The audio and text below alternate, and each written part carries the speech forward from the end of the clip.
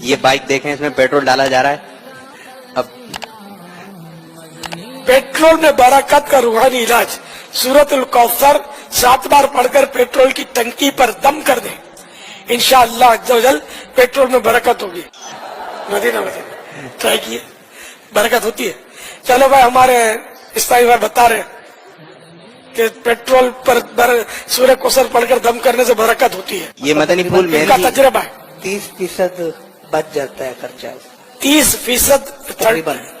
کہنے کا سمجھو کہ 300 روپے کا پیٹرول کی جہاں ضرورت پڑتی تھی تو دم کرتے تو 200 روپے کا پیٹرول سے کام چل جاتا ہے. بسم اللہ الرحمن الرحیم. معزز سامعین، کلپ آپ نے سنا.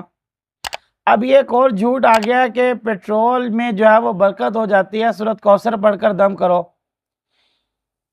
اس کو صرف برکت جو ہے وہ پیٹرول میں نظر آ گئی ہے، باقی کسی چیزوں میں اس کو برکت نہیں ہے. حالانکہ قرآن کریم میں سورۃ فاتحہ شفا ہے. کبھی اس نے اپنے مریضوں کو یہ کہا کہ سورۃ فاتحہ پڑھ کر مریضوں کو پانی پلا دو.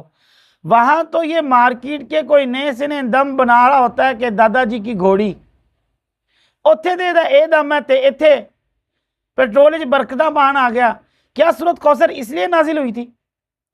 تو کہنے کا مطلب یہ ہے لوگوں کو کس کام پر لگا رہا ہے. پھر تو لوگ ایک ہی مرتبہ پیٹرول ڈلوانے، دوبارہ ڈلوانے کی ضرورت ہی نہیں ہے.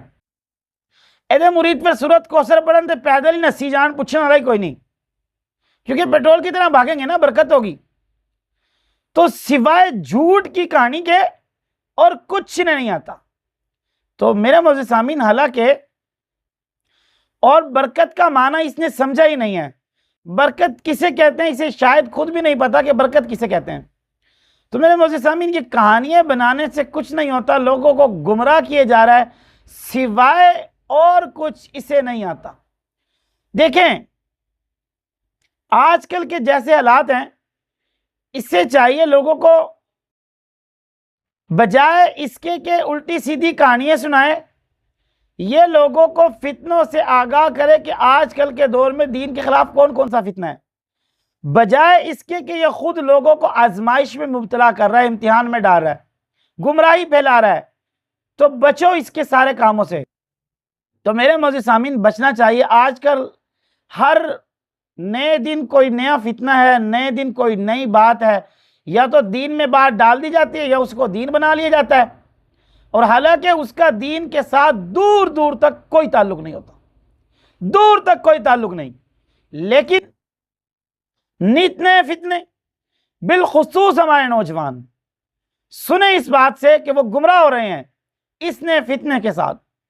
تو میرے معزز سامعین، ہمیں بچنا چاہیے. جو اوریجنل دین جناب رسول اللہ صلی اللہ علیہ وسلم سے ہمیں ملا اور حضرات صحابہ سے ہمیں ملا اور تابعین تبع تابعین سے ملا، وہ دین ہمیں پڑھنا چاہیے، وہ دین ہمیں سیکھنا چاہیے، بجائے اس کے کہ اس کی ویڈیو دیکھ کر ہم یہ جاہلانہ انداز والا کام، جاہلوں والا کام کر دیں.